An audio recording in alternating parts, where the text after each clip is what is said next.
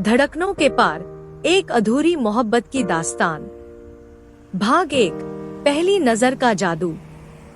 किसी ने सच ही कहा है कि पहली नजर का प्यार कभी भुलाया नहीं जा सकता। ऐसा ही कुछ हुआ था 16 साल के आदित्य के साथ, जब उसने पहली बार अनन्या को देखा।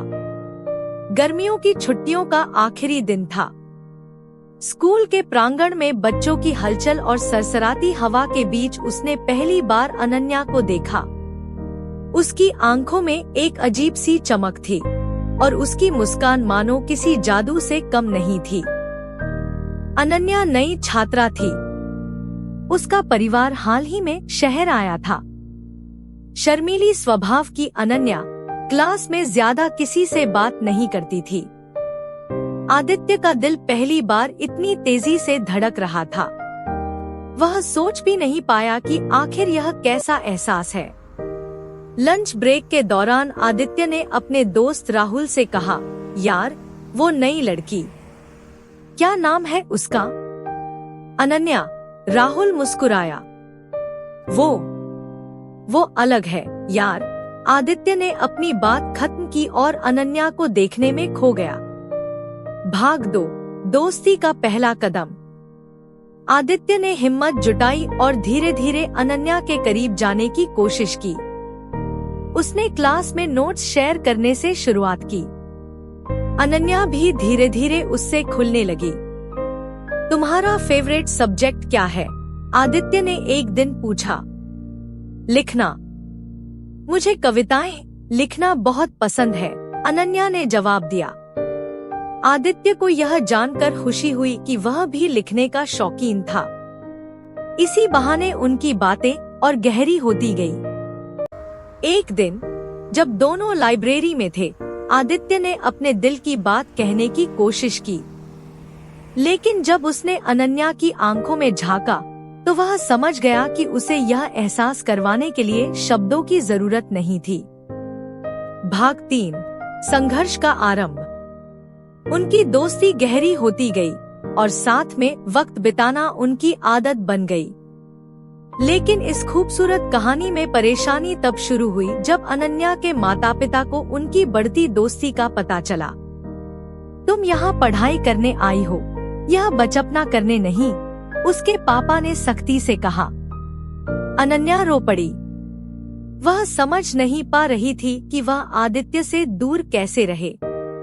दूसरी तरफ आदित्य के घर में भी हालात अच्छे नहीं थे। उसके पापा चाहते थे कि वह मेडिकल की तैयारी करे, लेकिन उसका मन अनन्या और अपनी कहानियों में उलझा हुआ था। भाग 4, बेचैनी का समय। अनन्या ने आदित्य से दूरी बनानी शुरू कर दी। वह स्कूल में उससे बचने लगी। आदित्य को यह सब देखकर बहुत तकलीफ होती थी।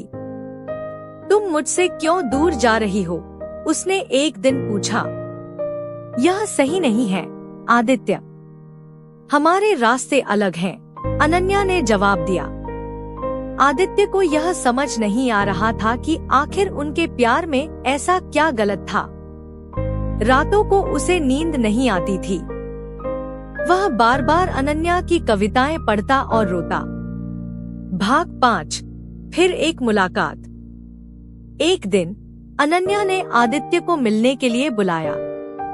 वे दोनों स्कूल के पीछे वाले पार्क में मिले।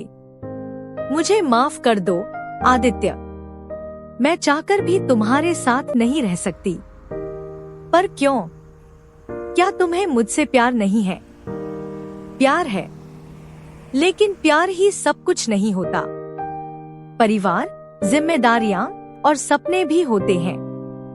यह कहते हुए अनन्या की आंखों से आंसू बहने लगे। आदित्य का दिल टूट चुका था। वह समझ गया था कि अनन्या के लिए प्यार और परिवार के बीच चुनाव करना आसान नहीं था। भाग 6, अधूरी पर पूरी कहानी। समय बीतता गया। अनन्या ने अपनी पढ़ाई पूरी की और दूसरे शहर चली गई। आदित्य ने भी लिखने को अपना सहारा बना लिया। उसने अनन्या के लिए एक किताब लिखी, अधूरी पर पूरी प्रेम कहानी। कई साल बाद जब यह किताब प्रसिद्ध हुई, तो अनन्या ने इसे पढ़ा।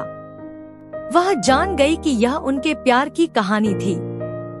उसने आदित्य को फोन किया।